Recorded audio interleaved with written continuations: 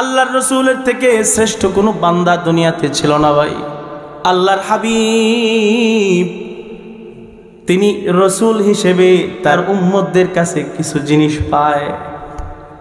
হায়রে উম্মত, তোর জন্য আমি সব ছাড়লাম, বাড়িঘর ছাড়লাম, তোর জন্য আমি সংসার ছাড়লাম, তোর জন্য আমি রক্ত ঝরাইলাম, তোর জন্য আমি দাঁত শহীদ করলাম, তোর জন্য আমি লোহার ওই মাথার ক্যাপ উহুদের যুদ্ধে মাথায় ঢুকায় ফেললাম।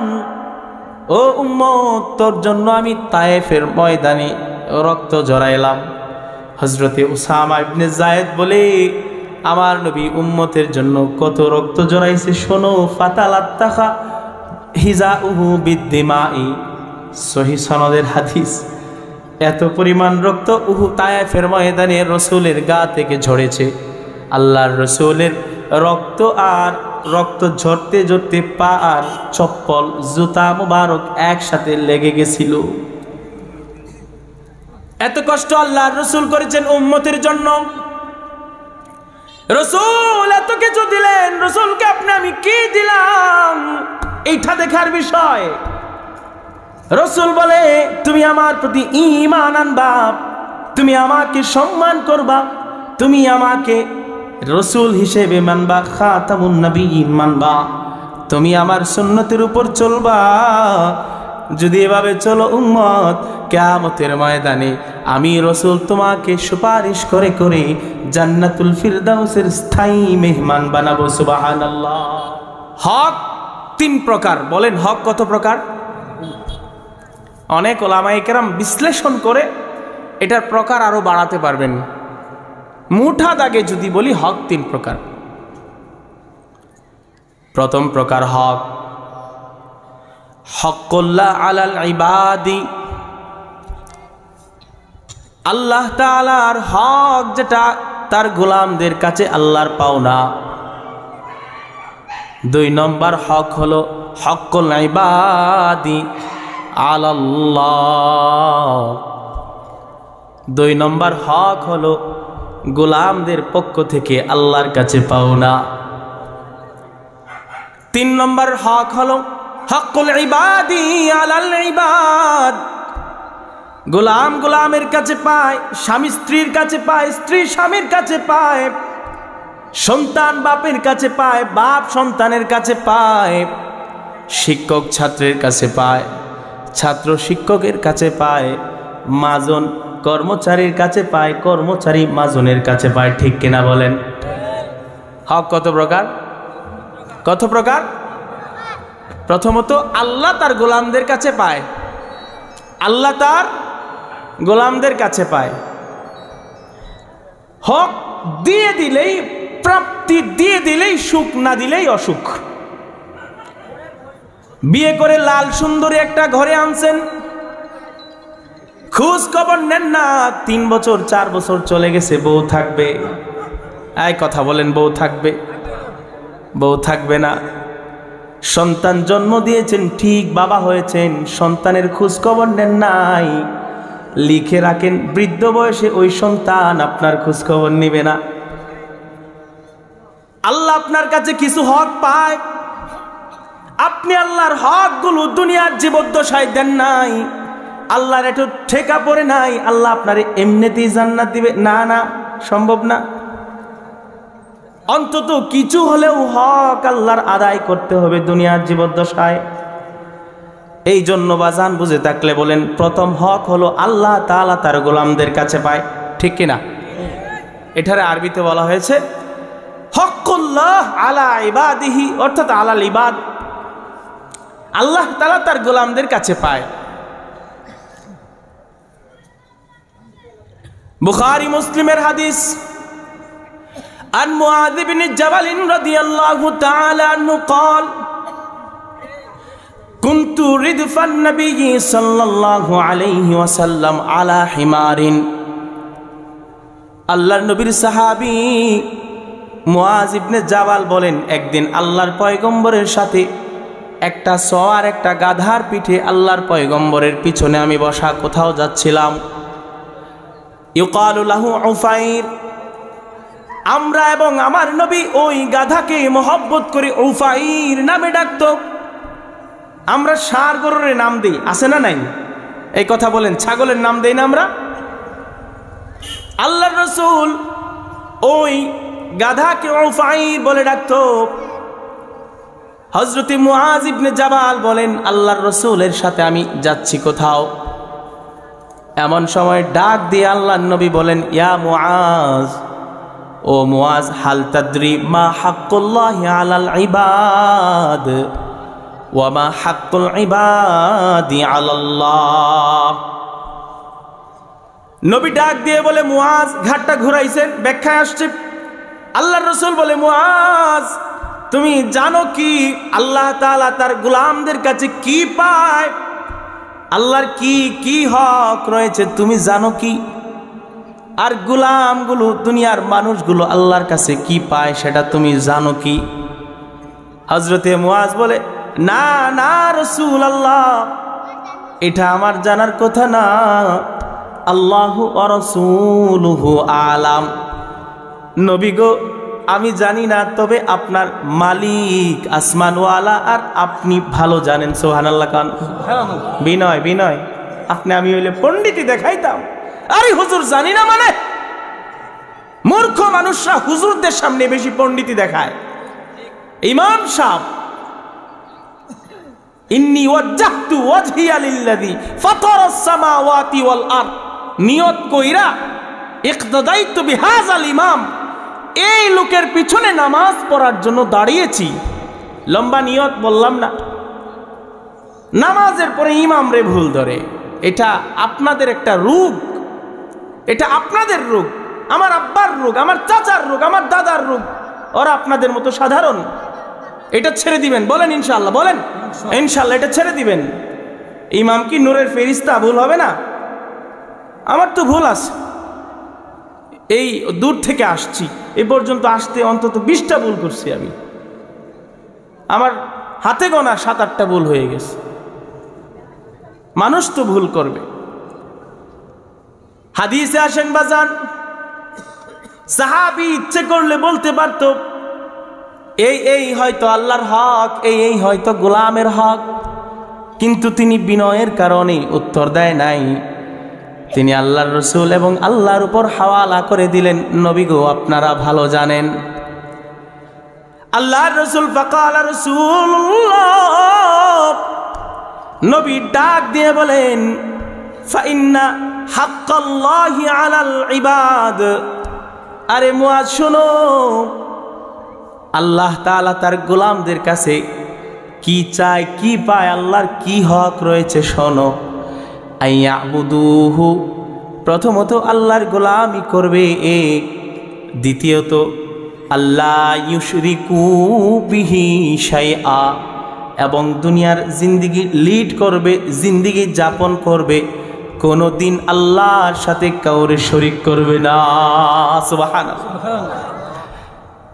আবার নবীর দিকে হযরতে মুআজ ইবনে জাবাল তাকায় আছে। বুঝলাম নবী গো, বুঝলাম এটা আল্লাহ তার গোলামদের কাছে চায়, তবে ইয়া রাসূলুল্লাহ, গোলামরা আল্লাহর কাছে কিসের হক আবার?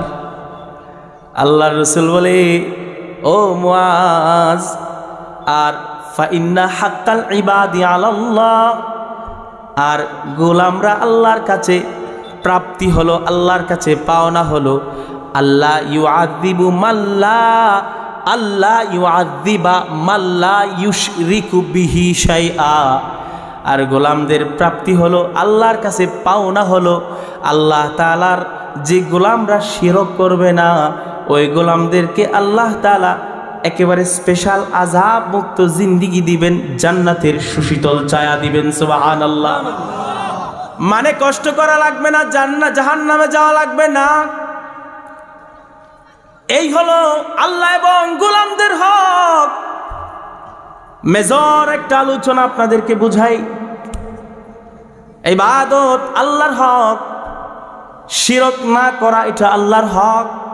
একটা মেজর বিষয়, ভেরি ইম্পর্টেন্ট একটা বিষয়, যে আল্লাহর রাসূল প্রথম এখানে ইবাদত আল্লাহর হক, এরপরে শিরক না করা আল্লাহর হক, এটা কেন বললেন?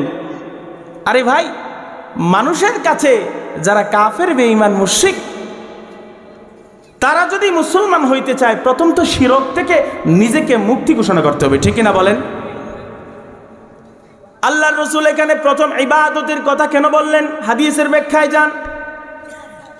নবী এই কারণে বললেন, নবীর মুখাতাব যিনি নবীর কথাটা উঠে গাদার পিছনে বসে শুনছেন, আল্লাহ রসুলের সাথে সোয়ারিতে বসে বসে যিনি শুনছেন, উনি তো ঈমানওয়ালা মুমিন।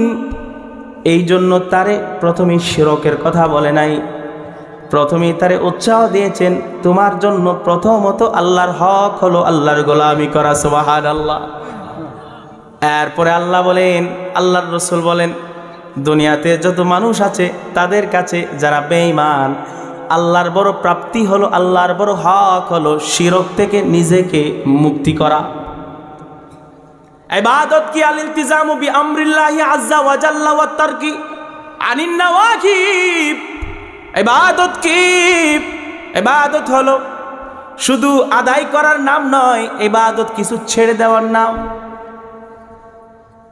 বেশি খাইলেই স্বাস্থ্য হয় তা নয়, বেশি খাইলে পেটও খারাপ হয়। বুঝেন নেই?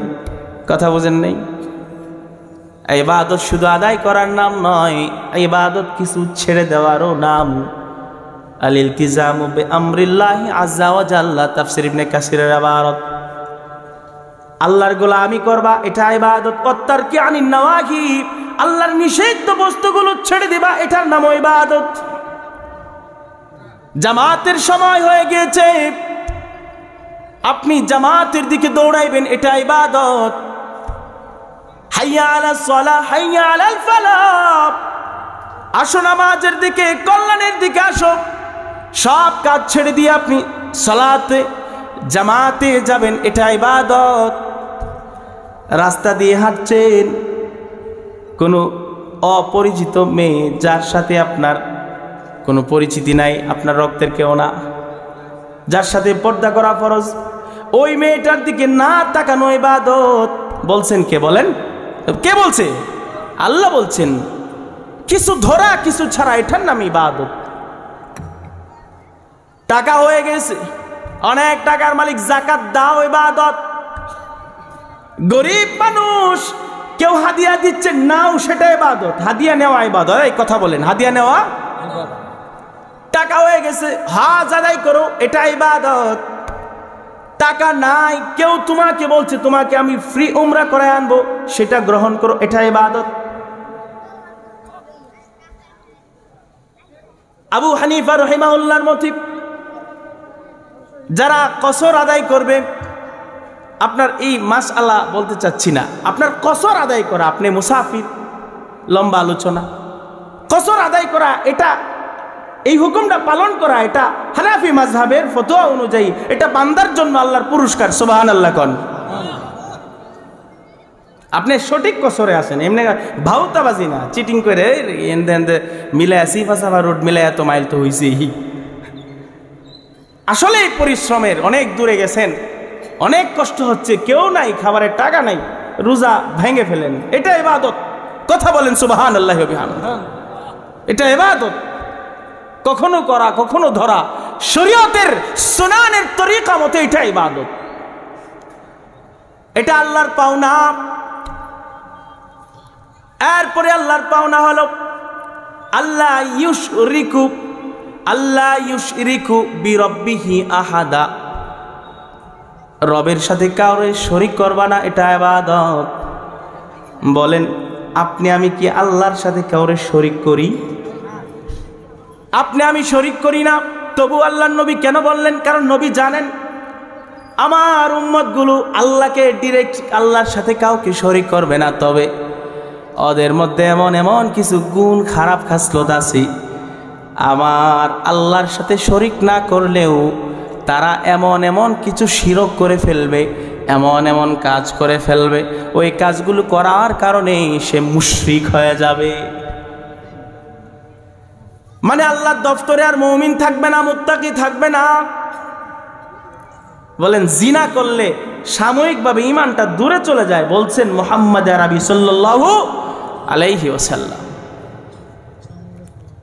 আল্লাহর হাবিব রাহমাতুল লিল আলামিন হাদিসের মধ্যে বলেন, সহিহুত তারগীব ওয়াত তারহিব কিতাবের নাম, হযরত লাবিব ইবনে মাহমুদ সাহাবী বর্ণনা করেন, قال رسول الله صلى الله عليه وسلم, আল্লাহর রাসূল বলেন, ইন্না আখওয়াফা মা আখাফু আলাইকুমুশ শিরকুল আসগার, ও আমার উম্মত, আমি তোমাদের ব্যাপারে সবচাইতে যে কয়েকটা বিষয় ভয় পাই, এর মধ্যে সবচাইতে ভয় পাই শিরকে আসগরকে। সাহাবীরা বুঝেন নাই, ক্বালু ও আমার শিরকুল আসগর। সাহাবীরা বলে, ইয়া রাসূলুল্লাহ, নবী গো, শিরকে আসগর আবার এটা কি, আমাদেরকে বোঝায়া বলেন। আল্লাহর রাসূল বলেন, আর রিয়া, শিরকে আসগর হলো রিয়া, অর্থাৎ ছোট শিরক হলো রিয়া। রিয়ার বাংলা মিনিং করেন, অর্থ করেন, রিয়া মানে হলো লৌকিকতা। ইবাদত করব আল্লাহকে দেখানোর জন্য না, ইবাদত করে মানুষকে দেখানোর জন্য। দাবায়া দাবায়া লম্বা বড় সিজদা দেয়, কপালে দাগ হবে, মানুষ মনে করবে নামাজি। টাকা হয়ে গেছে, মেম্বরি চেয়ারম্যানই, উপজেলা chairman, vice chairman, member of parliament, আপনার বড় লিডার হবে। হজ করার মন চায় না, তবু আলহাজ লাগানোর জন্য হজ লাগাইছে। এটাকে রিয়া বলে, লৌকিকতা বলে। আসলে জামাতের সাথে নামাজি না, তবে মাঝে মাঝে এমনিতেই নামাজ পড়ে এমন কিছু পরিবেশে যায়, নামাজটা না পড়লে মানুষ বুঝবে আমি বেনামাজি। আসলে সাদাকা করে না, চিপায় পড়ে দান করে। মানুষকে খুশি করার জন্য ইবাদতগুলোকে আল্লাহর রাসূল বলেছেন রিয়া। যারা রিয়া করবে তারা শিরকে আসগর করলো, তাদের ঈমানের মধ্যে নুকসান চলে আসলো। যারা রিয়া করবে আল্লাহ তাআলা তাদেরকে সরাসরি মুশরিক কোথাও বলেন নাই, কিন্তু তাদের ব্যাপারে হাদিসের ভিতরে হুমকি ধমকি আছে। হাদিসের মধ্যে আল্লাহর পয়গম্বর বলেন, কিয়ামতের ময়দানে ইয়াকুলুল্লাহু আযজা ওয়া জাল্লা, আসমান ওয়ালা জমিন ওয়ালা, পৃথিবী কায়নাতের মালিক আল্লাহ ডাক দিয়ে বলবে, যারা যারা মানুষকে দেখানোর জন্য ইবাদত করছো, মুসলমানের লিবাস লাগায়া, তোমাদের জানাজা হয়েছে, কাফন হয়েছে, তোমাদের নামে কুলখানি হয়েছে, তোমাদের নামে গরু জবাই কইরা তোমার আব্বা খাওয়াইছে, তোমার ভাই খাওয়াইছে, এই সমস্ত যারা রিয়া করে করে ইবাদত করতো, তাদেরকে কিয়ামতের ময়দানে আসমানওয়ালা ডেকে ডেকে বলবেন, ইযহাবু ইলাল্লাযীনা কুনতুম তুরাউনা আমালাকুম, যাও যাও যাও, তাদের কাছে যাও যাদেরকে দেখানোর জন্য আমল করতাম, যাদেরকে শোনানোর জন্য হজ করেছিলা, যাদেরকে শোনানোর জন্য মাহফিলে মোটা অঙ্কের টাকা দান করছিলা। মানুষ আলোচনা করবে, কমিটির লোকেরা অমুক সাহেব এত টাকা দিছে। আল্লাহ বলবেন, যাও যাও, রিয়া করছো, সিজদা দিছো মানুষকে দেখানোর জন্য, যাও যাও, যারে দেখানোর জন্য আমল করছো তার কাছে যাও। ফানজুরু হাল তাজিদুনা ইনদাহুম জাযাআ, যাও গিয়ে দেখো ওই লোক আজকে তোমার ইবাদতের বিনিময় কিছু দেয় কিনা। নাউজুবিল্লাহ খান। একজন নয়, দুইজন নয়, কোটি কোটি গোলাম যারা নামাজি তাহাজ্জুদওয়ালা, কিন্তু ইবাদতের জাযা আল্লাহর কাছ থেকে পাবে না। কেন পাবে না? আল্লাহ আয়াতের ভিতরে সুন্দর করে বলেছেন, ফামান কানা ইয়ারজু লিকাআ রাব্বিহি ফালইআমাল আমালান সালিহা ওয়ালা ইউশরিক বিইবাদাতি রাব্বিহি আহাদা। কিয়ামতের ময়দানে যারা রিয়া, মানুষকে দেখানোর জন্য গোলামি করত, আমির সাজার জন্য তাবলীগে যেত, আমির সাজার জন্য বড় কাফেলা করে টঙ্গীর ময়দানে ইজতিমায় যেত, ওই মানুষগুলো আল্লাহর সাথে কিয়ামতের ময়দানে জান্নাতে সাক্ষাৎ পাবেন। আল্লাহ ফামান কানা ইয়ারজু লিকা রাব্বিহি ফালইআমাল আমালান সালিহা, যদি আল্লাহর সাথে লেখা করতে চায়, দেখা করতে চায় কেউ, ওই গোলামগুলো যেন তারা বেশি বেশি ইবাদত করে। আর ইবাদতটা কেমন হতে হবে? আল্লাহ বলেন ওই ইবাদতের মধ্যে কোনো ধরনের লৌকিকতা থাকতে পারবে না। এই জন্য খায়রুল আ'মাল মা আদওয়ামুহা ওয়া ইন কাল্লা, নবী বলেন অল্প আমল করো তবে সেটাই ভালো যেটা দাওয়াম ভাবে হবে। বেশি আমল করে আমলদার সাজার দরকার নাই, অল্প আমল করো, নিয়মিত করো, ভালোভাবে করো। আখলিস দীনাকা ইয়াকফিকাল আমালুল কলিল, নবী বলেন অল্প কাম করবা, ভালো করে করবা, জান্নাতে যাইবা। সুবহানাল্লাহ কোন। বেশি খাইবা, পেট খারাপ হবে, দুনিয়ার সময় নষ্ট হবে, ইবাদত করতে পারবা না, জাহান্নামে যাইবা। এই জন্য আল্লাহর রাসূল বলেন অল্প করো, নিয়মিত করো, ইখলাসের সাথে করো, শিরক মুক্তভাবে ইবাদত করো। এভাবে আমল করলে জান্নাতের সুশীতল ছায়া দিবেন কে? বলেন। জান্নাতে যাওয়া মন চায়? কেডা কেডা যাইবেন ইনশাআল্লাহ কোন? নারে তাকবীর, নারে তাকবীর। আল কোরআনের আলো, আল হাদিসের আলো,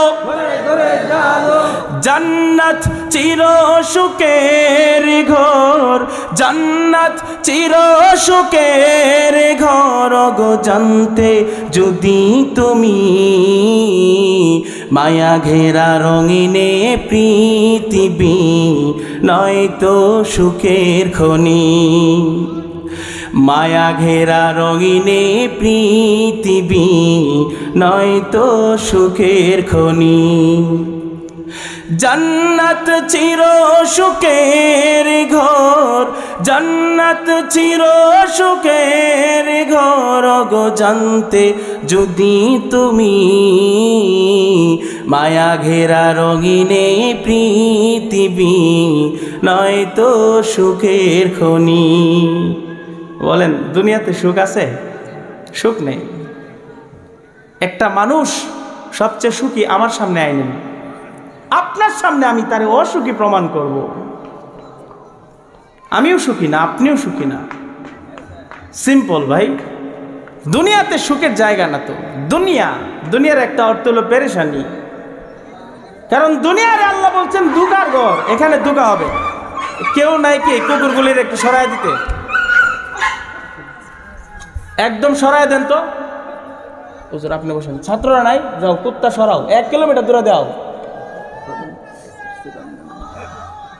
প্রধান অতিথির আগমন, মুফতি ইমরান হোসেন কাসিমির আগমন। আলহামদুলিল্লাহ, আমাদের আজকের প্রোগ্রামের প্রধান অতিথি মহোদয় এসেছেন। হুজুর কিছুক্ষণ পরে স্টেজে আসবেন, আপনারা মনোযোগ সহকারে কথা শুনবেন ইনশাআল্লাহ। আল্লাহ তাআলা হুজুরকে সুস্থতার সাথে সুন্দর কিছু কথা বলার তৌফিক দান করুন, আমিন। আমরাও আমাদের সাথে, আপনারা আছেন তো ইনশাআল্লাহ? এই উঠতেছেন কেন? প্রধান অতিথি কি আইব না এখানে? আমা এগুলি কিতা করে? আব্বা উঠুন কে লেগে? চেষ্টেন যা ধরলে ভিন্ন কথা। ভাই উঠো কে লেগে? এখানে ভাইরাল কোনো বক্তা এলে তো কেউ উঠতো না। ভাইরাল বক্তারা আয়া বিন পিরে 20 মিনিট হুমকি দমকি দিব, সামনে ক্ষমতায় উল্টা পাল্টা করলে আওয়ামী লীগের মতো তোদেরকেও দেশ ছাড়া করব। আর আওয়ামী লীগরে দিব তো বুঝে নেই কি দেয়। আর উপদেষ্টা যারা বর্তমানে আছেন ওনাদেরকে পরামর্শ দেয়। আর 5-6 মিনিট কোরআন হাদিস কয়, 30 মিনিট শেষ, 5-6 মিনিট খুতবা, 40 মিনিটে 30,000 টাকা। কেমন বুঝেন? ভাইরাল বক্তা হলে এখানে 10,000 মানুষ হইতো, বুঝছেন? আপনারা বসেন। কথা বেশি খারাপ লাগে? বলেন বেশি খারাপ লাগে?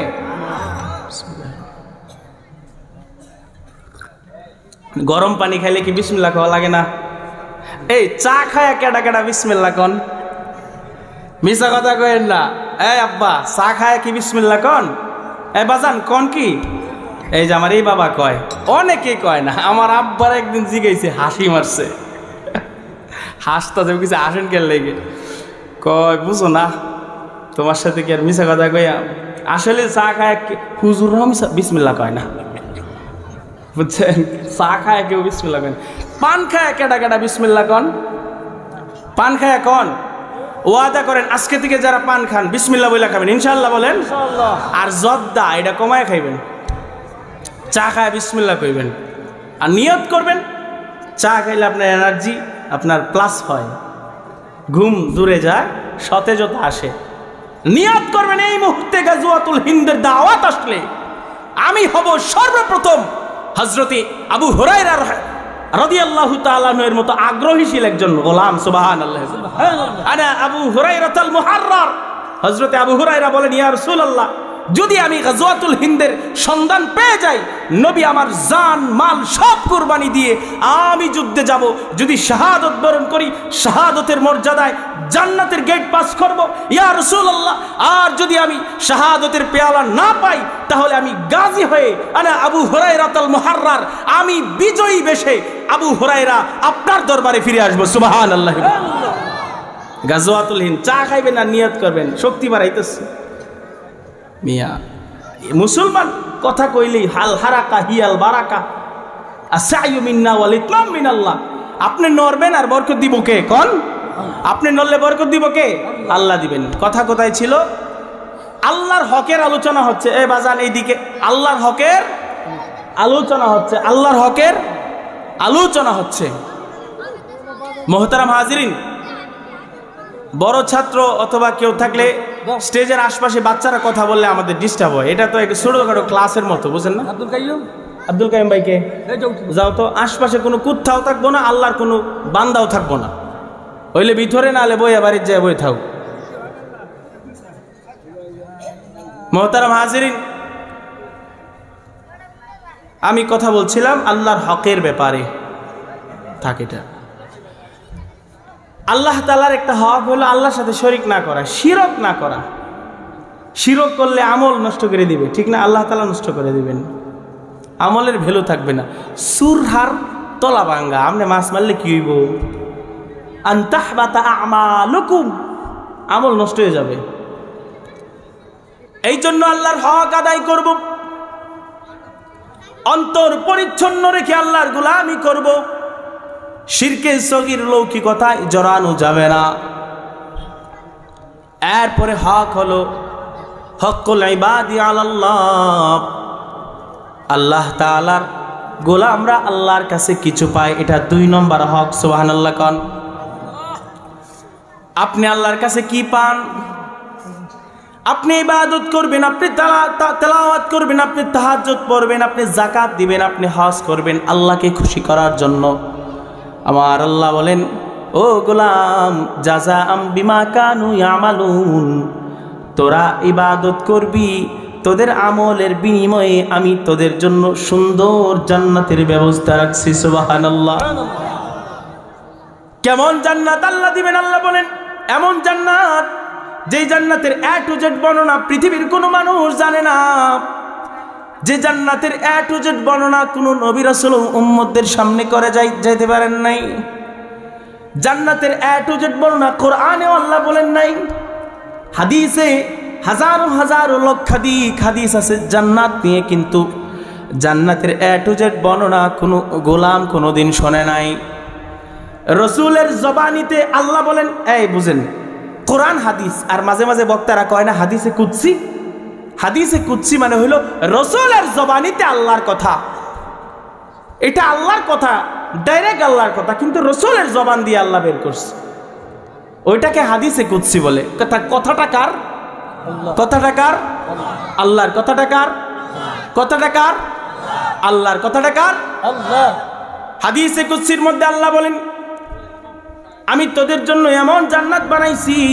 আন আবি হুরায়রা রাদিয়াল্লাহু তাআলা আনহু قال قال رسول الله صلى الله عليه وسلم يقول الله عز وجل, আল্লাহ ডেকে ডেকে তার গোলামদেরকে শোনায়, ও গোলাম, আদাতুল ইবাদিয়াস সালিহিন, আমি আমার নেক গোলামদের জন্য এমন জান্নাত বানাইছি, মালা আইনুন রাআত, যে জান্নাত কোনো চোখ কোনোদিন দেখে নাই, ওয়ালা উযুনুন সামিআত, যে জান্নাতের এ টু জেড বর্ণনা কোনোদিন কোনো কান শোনে নাই, ওয়ালা খাতার আলা কলবি বাশার, আর ওই জান্নাতের সঠিক ফিলিংস দুনিয়ার মাটির তৈরি কলব কোনোদিন পাবে না। সুবহানাল্লাহ।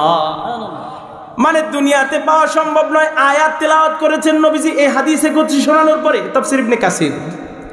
আল্লাহর রাসূল বলেন, ফালা তা'লামু নাফসুম মা উখফিয়া লাহুম, ফালা তা'লামু নাফসুম মা উখফিয়া লাহুম মিন কুররাতি আ'য়ুন জাযাআম বিমা কানু ইয়া'মালুন।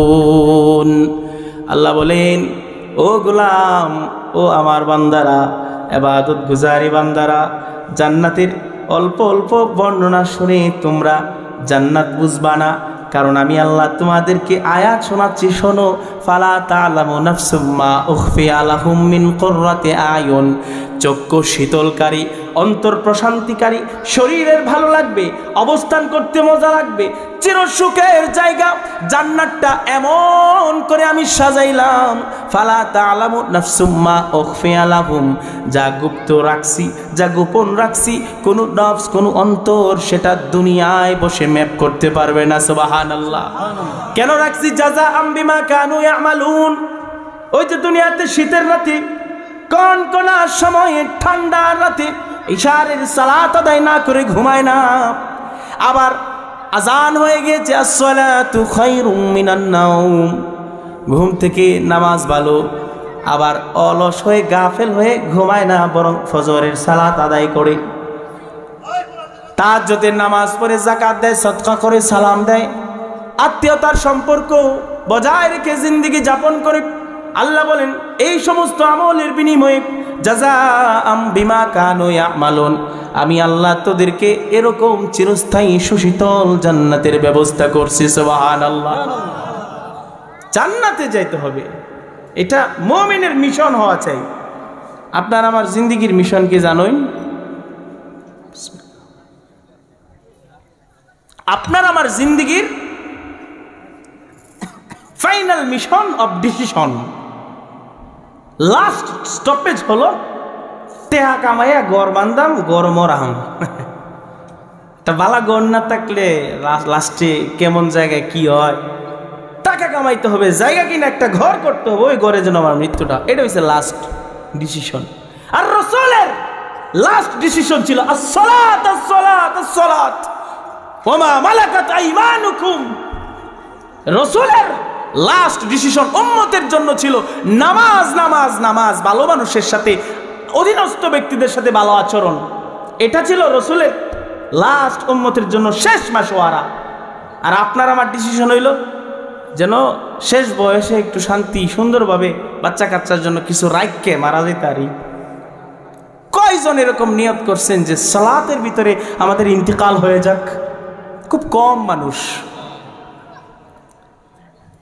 আল্লাহর দুনিয়ায় এমন গোলাম আছে, আমি নিজের চোখে দেখেছি, যিনি নামাজের মধ্যে, সিজদার মধ্যে ইন্তিকাল করেছে। যত সম্ভব আসরের নামাজ ছিল।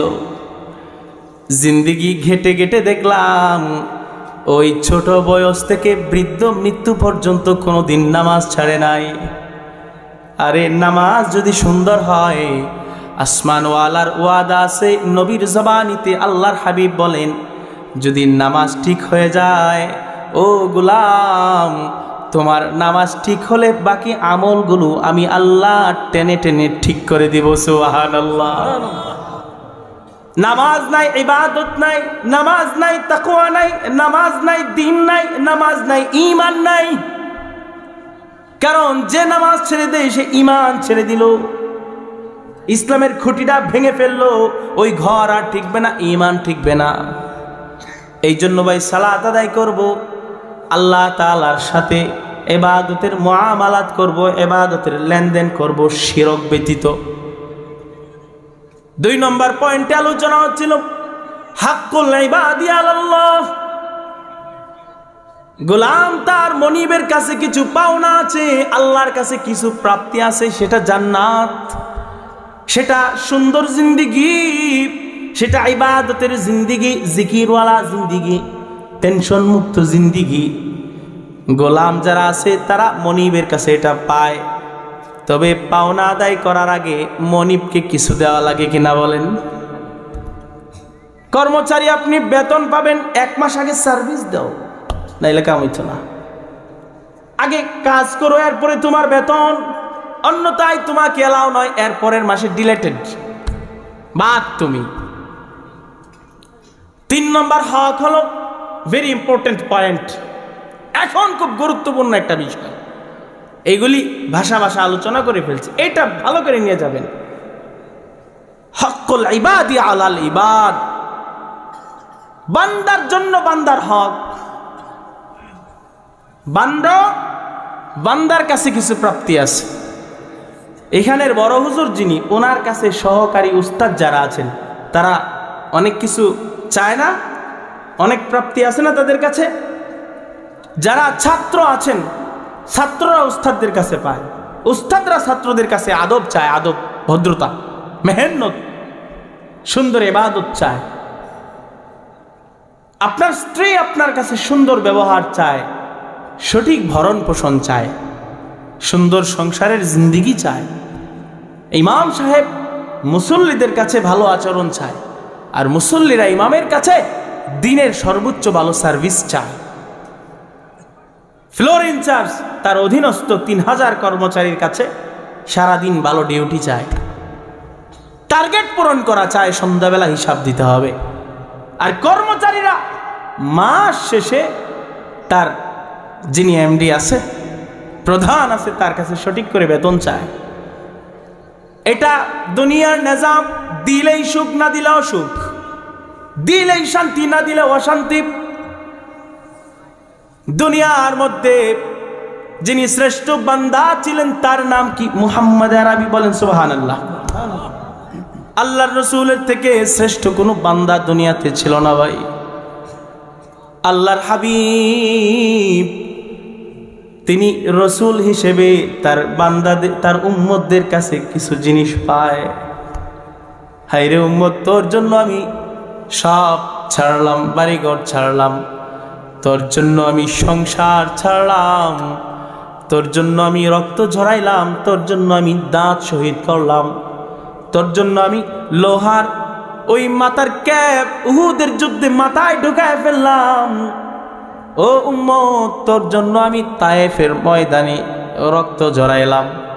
হযরতে উসামা ইবনে যায়েদ বলে, আমার নবী উম্মতের জন্য কত রক্ত ঝরাইছে শোনো। ফাতালাত্তাখা হিজাউহু বিদ্দিমাই, সহিহ সনদের হাদিস। এত পরিমাণ রক্ত তায়েফের ময়দানে রসুলের গা থেকে ঝরেছে। আল্লাহর রসুলের রক্ত আর রক্ত ঝরতে ঝরতে পা আর চপ্পল, জুতা মুবারক একসাথে লেগে গেছিল। এত কষ্ট আল্লাহর রসুল করেছেন উম্মতের জন্য। রসুল এত কিছু দিলেন, রসুলকে আপনি আমি কি দিলাম এইটা দেখার বিষয়। রসুল বলে, তুমি আমার প্রতি ঈমান আনবা, তুমি আমাকে সম্মান করবা, তুমি আমাকে রসুল হিসেবে মানবা, খাতামুন নবিয়্যিন মানবা, তুমি আমার সুন্নতের উপর চলবা। যদি এভাবে চলো উম্মত, কিয়ামতের ময়দানে আমি রসুল তোমাকে সুপারিশ করে করে জান্নাতুল ফিরদাউসের স্থায়ী মেহমান বানাবো। সুবহানাল্লাহ। বাইরে আমার, আল্লাহর হাবিব তার উম্মতের কাছে কিছু পাওনা রেখে গেছেন। আসমানের মুসাফির, আরশের মুসাফির মুহাম্মদ আরবি তার উম্মতের কাছে অনেক বিষয় হক হিসেবে চায়, পায়। উম্মত, তোর জন্য সব করলাম, আর তোর কাছে আমি চাই তুই আমার তরিকা মোতাবেক জিন্দেগি অবলম্বন করবি। সুবহানাল্লাহ। রসুলকে রসুল মানা ফরজে আইন। কেউ যদি রসুলকে রসুল না মানে কাফের, আবার কেউ যদি রসুলকে রসুল মানে কিন্তু শেষ রসুল মানে না, সেও কাফের। বলেন কাদিয়ানীরা কাফের, বলেন কাদিয়ানীরা কাফের। কাফের কাফের, কাদিয়ানিরা কাফের। এই দেখছেন, কাদিয়ানি তো আপনারা চিনেন না, আপনারা তো ভালো এলাকা, বর্ডার সাইডে যান, উত্তরবঙ্গে যান, মুসলমানদেরকে কাদিয়ানি আহমদী ধর্ম জামাত গ্রহণ করায়া রসুলের রিসালাতের শানে আঙ্গুল প্রদর্শন করে বেয়াদবি করে করে মুসলমানদেরকে কাফের বানাচ্ছে খ্রিস্টান এজেন্ডা এনজিওর লোকেরা। মোহতারাম হাজিরিন, আল্লাহর রসুলকে শুধু রসুল মানলে হবে না, তিনি সাইয়্যিদুর রসুল, ইমামুল আইম্মাহ, খাতামুন নবিয়্যিন। রসুলকে শুধু সিম্পল নরমাল একজন নবী মানলে হবে না। মুসা নবীর মতো নবী মনে করলে আপনার ঈমান পূর্ণ হয় নাই। ঈসা নবীর মতো নবী মানলে আপনার ঈমান পূর্ণ হয় নাই।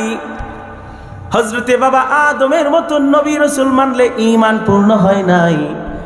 বরং আমার রসুলকে ইমামুল মুরসালিন, শ্রেষ্ঠ নবী এবং শেষ রসুল হিসেবে মানতে হবে। সুবহানাল্লাহ। রসুলকে সম্মান করা চাই, এটা রসুল আপনার কাছে চায়। রসুলকে সম্মান করা রসুলের হক। আল্লাহ বলেন, ইন্না আরসালনাকা শাহিদান ওয়া মুবাশশিরান ওয়া নাযীরা লিতুমিনু বিল্লাহি ওয়া রাসূলিহি ওয়া তুআজ্জিরুহু ওয়া তুওয়াক্কিরুহু ওয়া তুসাব্বিহুহু বুকরাতাও ওয়া আসীলা। আল্লাহ ডাক দিয়ে বলেন, রসুল আপনাকে আমি শাহেদ বানাইলাম, মুবাশির বানাইলাম, নাজির বানাইলাম। আপনি উম্মতের জন্য রাত সাক্ষী হবেন, আপনি সুসংবাদদাতা হবেন, আপনি তাদেরকে সচেতনকারী, সতর্ককারী হবেন। তারা আপনার প্রতি ঈমান আনবে, আমি আল্লাহর প্রতি ঈমান আনবে। শুধু নরমাল ঈমান এলাও নয়, ওয়া তুআজ্জিরুহু ওয়া তুওয়াক্কিরুহু। রাসূল আরবি, তারা আপনাকে সম্মান করবে, তারা আপনাকে সাহায্য করবে। তাফসীর ইবনে কাসির উল্টায় দেখলাম, ওয়া তুআজ্জিরুহু এর মানে হলো আন-নুসরাতু মা তাযিম, মানে নবীকে সম্মান করে করে সাহায্য করার নাম হইল তাজির। সুবহানাল্লাহ। নবীকে আপনি সম্মান করে করে সাহায্য কিভাবে করবেন? নবী তো দুনিয়াতে নাই। আপনার আব্বা বড় ব্যবসায়ী ছিল, তিনি ইন্তিকাল করেছেন, তাকে সম্মান কিভাবে করবেন? যেভাবে করবেন। রসুল দুনিয়াতে নাই, রসুলকেও আপনার আব্বাকে যেভাবে দুনিয়াতে না থাকলেও সম্মান করতে পারেন, আপনি রসুলের উম্মত হয়ে, রসুলের আদর্শের গোলাম হয়ে রসুলকে সেই তরিকায় সম্মান করবেন। সুবহানাল্লাহ। কোন বাপ বড় ব্যবসায়ী, ইন্তেকাল হয়ে গেছে, লাশটা কবরে পচে গেছে, দুনিয়া থেকে 20 বছর আগে বিদায়। কিন্তু বড় ব্যবসায়ী হওয়ার কারণে ওই বাপের ব্যবসা প্রতিষ্ঠানকে তার বড় সন্তান ধরে রেখেছে। কথা বুঝে থাকলে বলেন, বাপের প্রতি এটা সম্মান কিনা? যদি ব্যবসা প্রতিষ্ঠান হারায় ফেলতো, দেউলিয়া হয়ে যেত, জোয়ারি হয়ে যেত, মাদকাসক্ত হয়ে যেত, ছেলেটা সর্বপ্রথম বলতো, আবুল ব্যাপারীর ছেলে, আয় হায় সব হারাইছে। আপনার আব্বা মাতব্বর ছিল, আপনি আদর্শ ব্যক্তিত্ব নিজের মধ্যে ফিটিং করেছেন, আপনাকেও মানুষ নেতৃত্বের জায়গায় বসিয়েছে। মানুষ সর্বপ্রথম আপনার নাম না নিয়ে বলবে, ওই যে আবুল হোসেন কাকা ছিল, ওনার থেকে ওনার ছেলে আরো গুণী মানুষ। সুবহানাল্লাহ। আছে না নাই? আল্লাহর রাসূল দুনিয়াতে যে নিজামের উপর দ্বীনকে রেখে গেছে, ঈমানকে রেখে গেছে, ওই ঈমান, ওই দ্বীন, ওই তরিকা মোতাবেক জিন্দেগি চালাবেন। ওই তরিকার উপর মানুষকে তোলার চেষ্টা করবেন, ওই তরিকা দুনিয়াতে কায়েম করার চেষ্টা করবেন। আল্লাহর রসুলের ভাষায় এটাই হলো আল্লাহর রসুলকে সম্মানের সাথে তাজিম। সুবহানাল্লাহ। কথা বুঝেন নাই? এটাই হলো রসুলকে তাজিম করা, রসুলের জন্য কল্যাণ কামনা। তো 3 নম্বর পয়েন্টের ভেরি ইম্পর্টেন্ট একটা সাইড আপনাদেরকে শেয়ার করতেছি। গোলামের জন্য গোলামের হক, বান্দা হিসেবে বান্দার হক। কয়টা বলবো? স্ত্রীর হক বললেই তো ফুল একটা বয়ান হয়ে যায়, সন্তানের হকুকাত বললেও তো একটা বয়ান হয়ে যায়, ছাত্র শিক্ষকের আদবের হক বললেও একটা বয়ান হয়ে যায়। এমন একটা বিষয় এক সপ্তাহ না 1 মাস তাফসীর করা যাবে। আমি আমার জ্ঞান থেকে না, বড়রা যা করছে ওগুলি শিখা আমি কি জানি ভাই। আমরা শুধু মুনকিল নকল করি আর কি, আমরা নকল করে শোনাই আপনাদেরকে। আল্লাহর রাসূল তিনি শ্রেষ্ঠ বান্দা। আল্লাহ সূরা ফাতার এই আয়াতের শেষে 2টা শব্দ ব্যবহার করেছেন, ওয়া তুআজ্জিরুহু ওয়া তুওয়াক্কিরুহু। রাসূলকে তুমি তাজির করবা, তাওকির করবা। তাফসীর ইবনে কাসির উল্টায়া দেখলাম ওয়া তুআজ্জিরুহু মানে হলো আন-নুসরাতু মা'আত তাযীম, রাসূলকে সম্মান করে করে সাহায্য করার নাম। রাসূলকে কিভাবে সম্মান করবেন? আল্লাহর হাবিব মুহাম্মদ আরবি সাল্লাল্লাহু আলাইহি ওয়াসাল্লাম ওনার হাদিস মুসলিম শরীফে ইমাম মুসলিম রহমাতুল্লাহি আলাইহি লিখেন, আদ-দীন ওয়ান নাসিহা, দিন হলো কল্যাণ কামনার নাম, দিন হলো পরোপকারের নাম, দিন হলো ভালো কাজের নাম, দিন হলো নসিহতের নাম। সাহাবীরা বলে, ইয়া রাসূলুল্লাহ, কুলনা লিমান ইয়া রাসূলুল্লাহ, নবী কার জন্য কল্যাণ কামনা করব, কার জন্য ভালো কামনা করব? আল্লাহর রাসূল বললেন, লিল্লাহি ওয়া লিকিতাবিহি ওয়া লিরাসূলিহি ওয়া লিআইম্মাতিল মুসলিমিনা ওয়া আম্মাতিহিম। রাসূল এক দাগে কয়েকজনের বিষয়টা বোঝায় দিলেন, উম্মতকে উম্মত কল্যাণ কামনা করবা, আল্লাহর জন্য কল্যাণ কামনা করবা, কিতাবের জন্য কল্যাণ কামনা করবা, রাসূলের জন্য। আল্লাহর জন্য কল্যাণ কামনা হলো আল্লাহর তাওহীদের স্বীকৃতি দিয়ে আল্লাহর গোলামি করা, এটা দ্বীন, এটা ঈমান। আবার কিতাবের জন্য কল্যাণ কামনা, শরহে নববী মুসলিম শরীফের বড় কিতাব, ঠিক নিচে আরবিতে লেখা আছে, ইমাম নববী রাহিমাহুল্লাহ লিখেন, কিতাবের জন্য কল্যাণ কামনা হলো আল্লাহর কোরআনের কল্যাণ কামনা হলো আল্লাহর কোরআনের বিধান সমাজে বাস্তবায়নের চেষ্টা করা। সুবহানাল্লাহ।